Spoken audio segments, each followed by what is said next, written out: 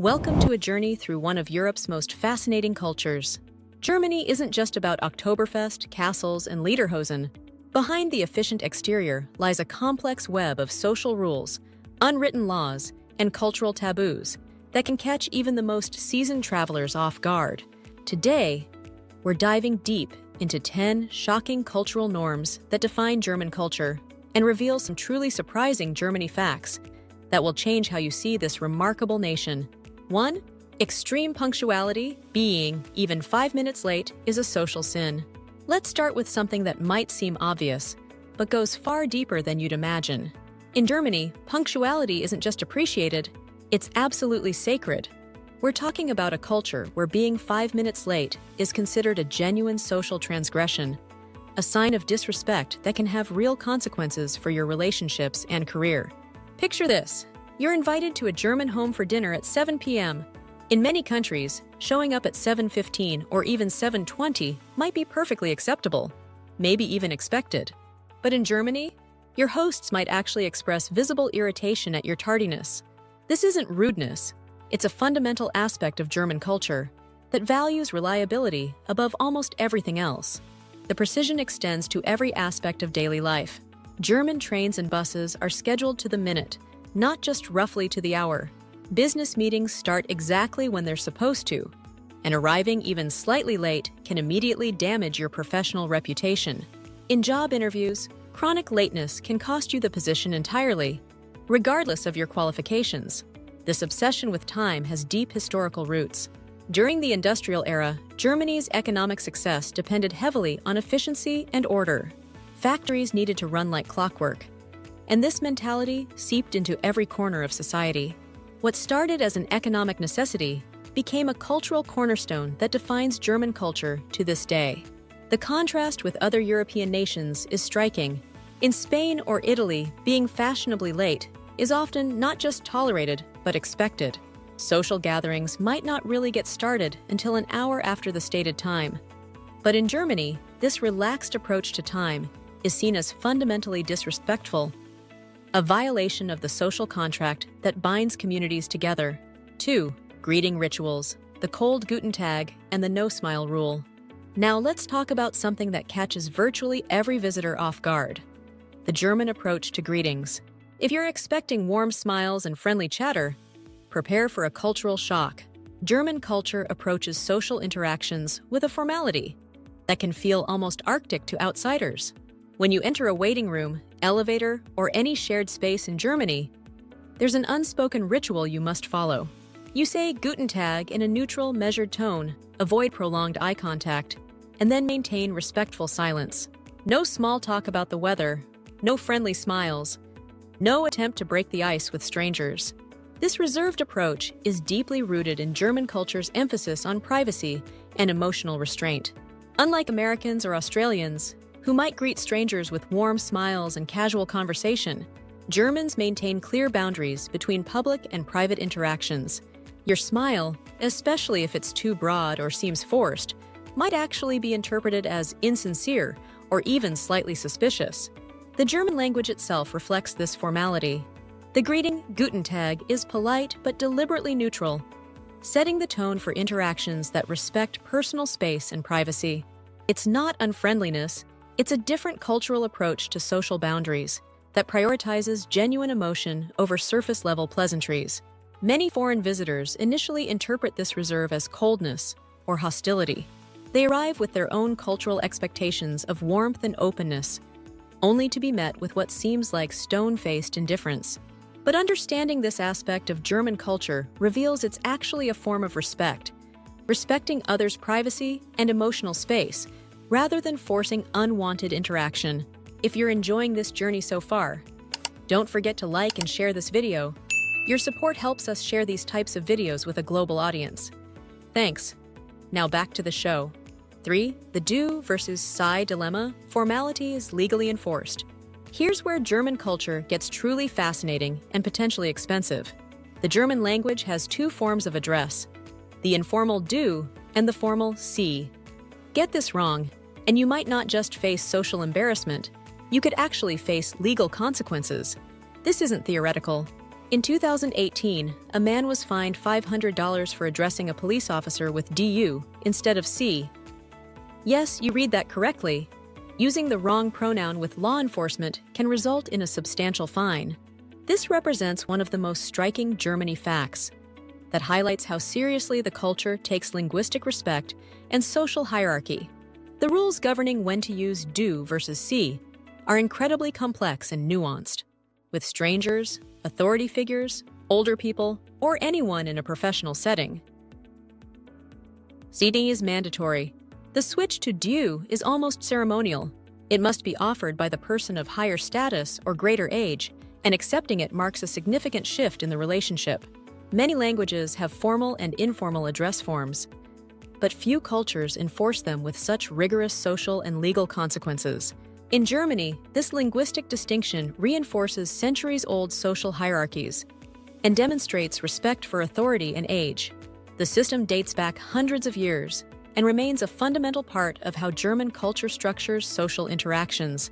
For expats and tourists, mastering this system can be incredibly challenging. Using "sei" when someone expects "du" can create distance and formality where none was intended.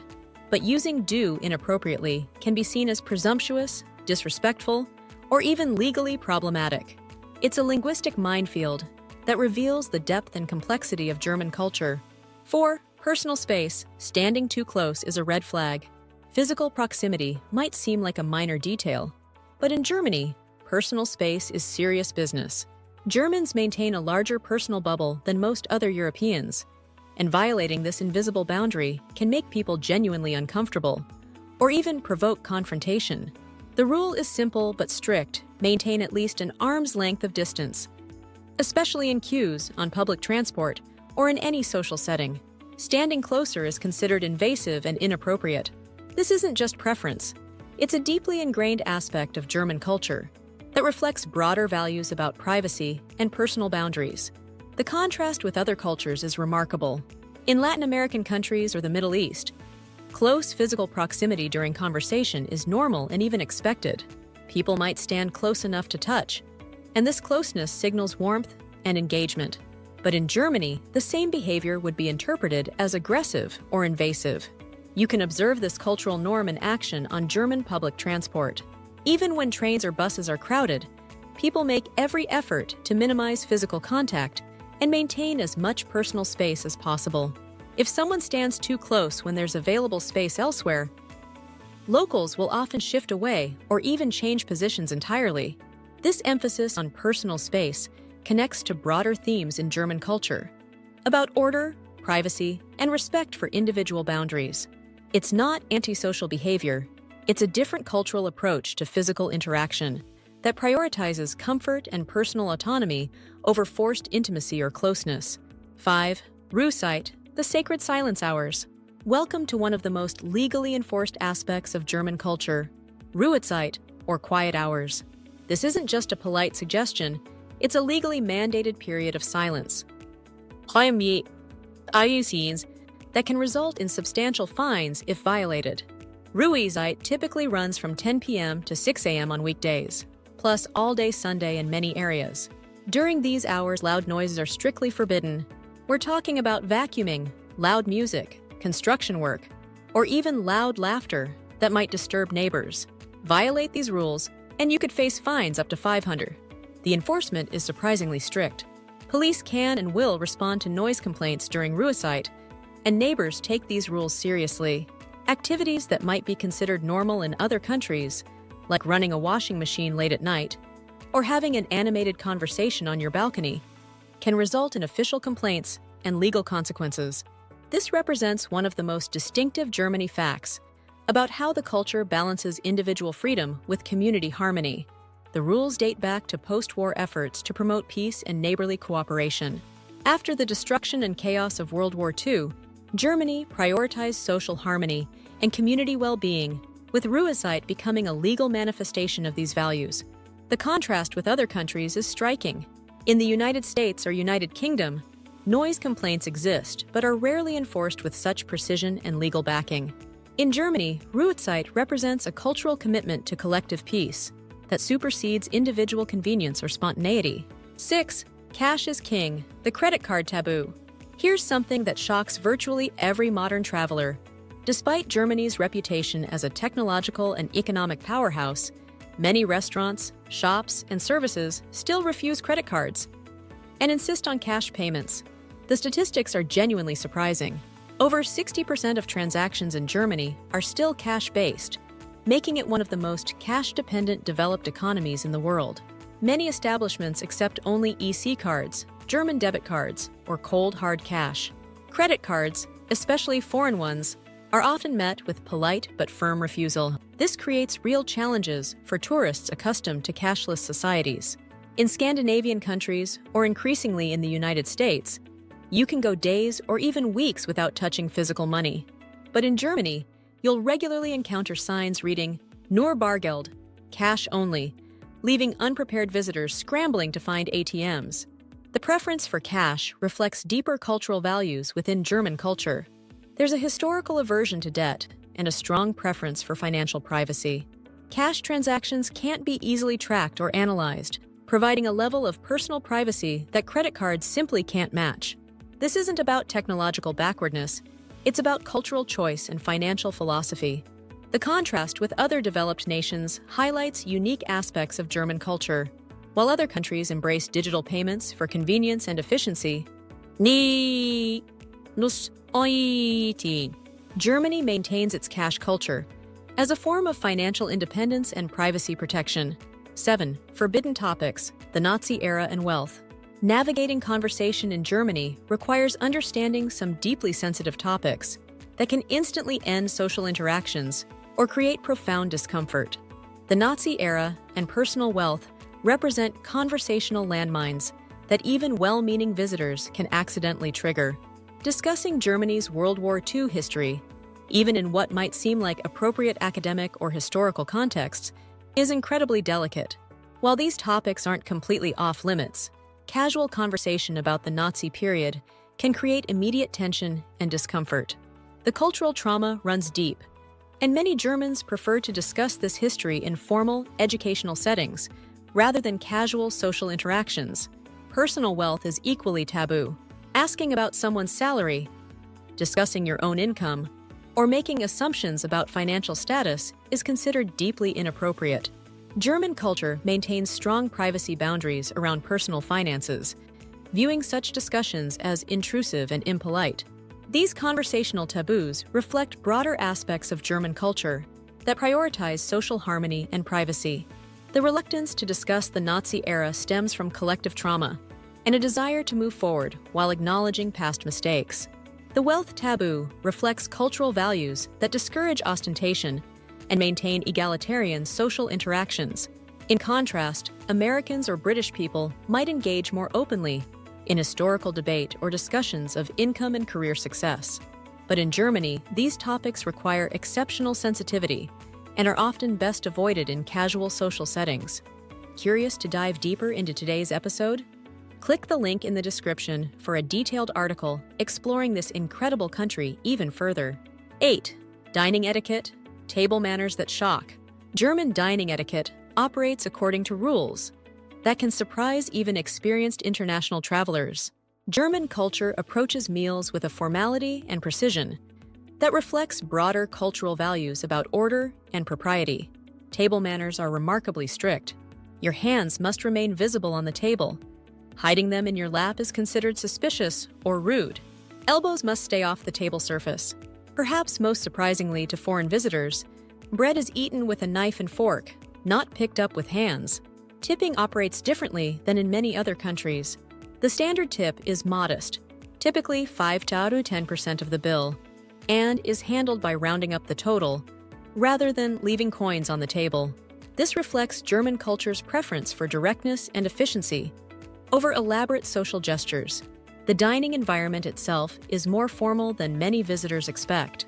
Even casual restaurants maintain certain standards of behavior and presentation. Poor table manners can result in cold service, judgmental looks from other patrons, or even correction from waitstaff. These dining customs connect to broader themes in German culture about respect, order, and social propriety.